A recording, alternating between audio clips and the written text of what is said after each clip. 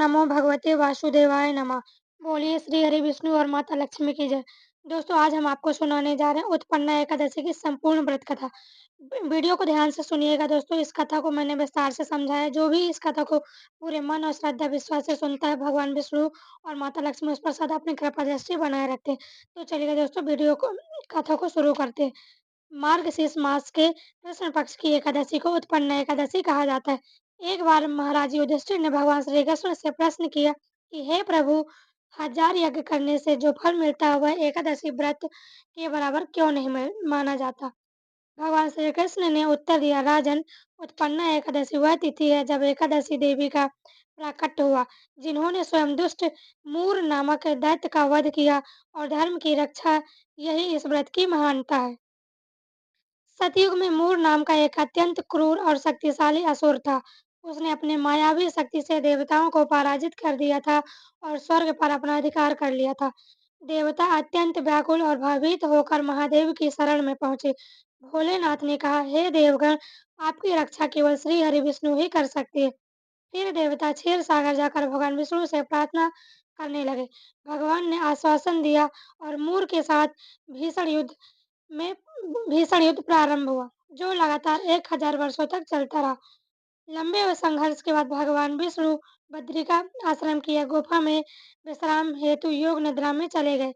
मूर को पता चला कि भगवान वर्तमान में विश्राम कर रहे हैं, तो असुर ने सोचा कि यह उचित अवसर है उन्हें मृत्यु देने का। जैसे ही मोर गुफा के अंदर प्रवेश करता है, अचानक भगवान विष्णु के शरीर से एक दिव्य शक्ति रूपी कन्या का प्राकट्य होता है। उसका तेज प्रकाश ऐसा था कि मोर की आंखें झिलमिला गईं। देवी ने मोर को चेतावनी दी, हे अधर्मी, मेरे स्वामी शयन में है, यदि सामर्थ्य है तो तुम मुझसे युद्ध कर। मूर ने आक्रमण किया, परंतु देवी ने क्षण भर में उस असुर का वध कर दिया। कुछ समय बाद भगवान विष्णु जागे और संपूर्ण घटना जानकर अत्यंत प्रसन्न हुए। उन्होंने देवी से पूछा, हे सुंदरी, तुम कौन हो और किस उद्देश्य से अवतरित हुई हो।